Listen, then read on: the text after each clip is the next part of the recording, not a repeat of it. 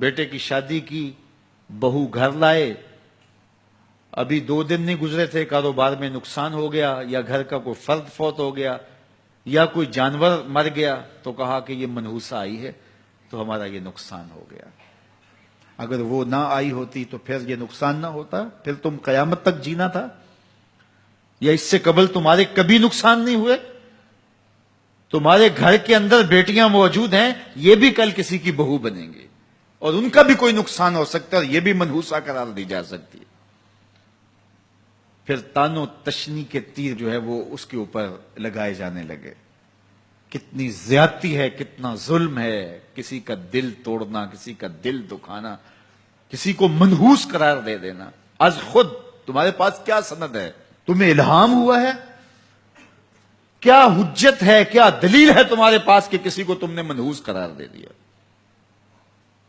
کتنا مکار ہے انسان, اپنی بدعمالیوں کو, اپنی نیت کے کھوٹ کو, اپنی نیت کی کوتاہیوں کو, اپنی سستیوں کو, اپنے عمل کی کمیوں کو دوسرے کے اوپر مڑ دیتا ہے.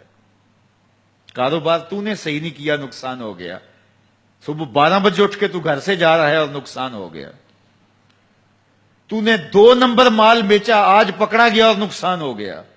تم نے ٹیکس نہیں دیا, تم نے زکات نہیں دی, تم نے دروازے پہ کھڑے ہوئے سائل کو جھڑکا, نقصان ہو گیا. یہ تمہارے پاپ ہیں جو مصیبت بن کے تمہارے سامنے آتے ہیں. یہ تمہاری بے تدبیریاں ہیں, تمہاری ناحکمتیاں ہیں, یہ تمہاری بے احتیاطیاں ہیں, یہ تمہارا تکبر ہے, یہ تمہارا غرور ہے, یہ تمہارا عجب ہے, یہ تمہاری ریاکاری ہے, یہ تمہاری خیانت ہے, یہ تمہاری دھوکہ بازی ہے, یہ تمہارے قلب کے اندر چھپی ہوئی نفرت ہے جو آج تمہیں مصیبت بن کے جس کا سامنا کرنا پڑ رہا ہے.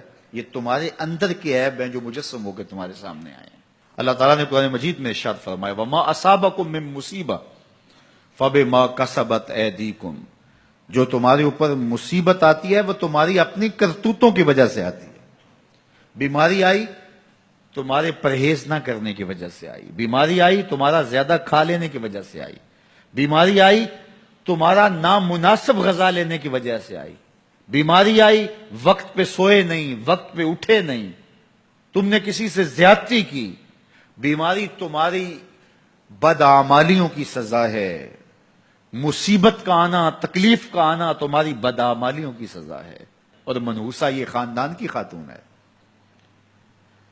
تو یہ دوسرے کے اوپر مڑ کے اپنی کوتاہی, اپنی غلطی دوسرے کے اوپر لگا دی اور اس کو منحوس قرار دے دیا.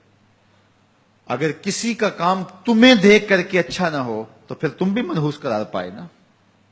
اگر آج تم کسی کی بہن کو, کسی کی بیٹی کو منحوس قرار دیا ہے اور خاندان کے اندر اس کو منحوس مشہور کر دیا ہے, تو اگر کوئی یہ مشق تمہاری ماں پہ کرے, تمہاری بہن کو منحوس قرار دے دے, تمہاری بیٹی کو منحوس قرار دے دے, تو تمہارے دل پہ کیا گزرے گی؟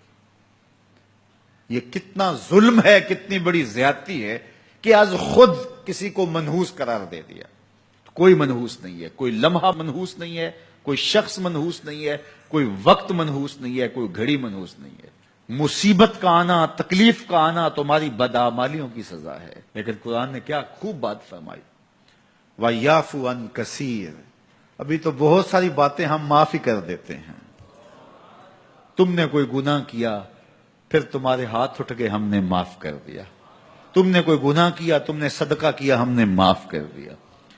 تم نے کوئی گناہ کیا, تم نے سجدہ کیا, ہم نے معاف کر دیا. تم نے گناہ کیا, تم نے وضو کیا, ہم نے سارے گناہ جھاڑ دیے. تو کچھ اعمال ایسے ہیں کہ جن کی سزا بھگتنی پڑتی ہے لازمی, لیکن زیادہ عمل ایسے ہیں اللہ فرماتا ہے ہم زیادہ یوں ہی معاف کر دیتے ہیں. اور اگر ہم سارے معاف نہ کریں تم چل ہی نہ سکو, زندگی تمہاری گزرے ہی نہ, اتنی مصیبتیں تمہارے اوپر ٹوٹ پڑیں. لیکن تم وہ منحوسہ کو قرار دے کے اپنے اوپر سے ٹال رہے ہو, فلاں منحوسہ اس لیے سب کچھ ہو رہا ہے, فلاں نے تعویذ ڈال دی اس لیے سب کچھ ہو رہا ہے, بلی راستہ کاٹ کی تھی یہ مصیبتیں ساری اس لیے آئی ہیں. یہ تمہارے اندر کے عیب ہیں جو مجسم ہو کے تمہارے سامنے آئے ہیں.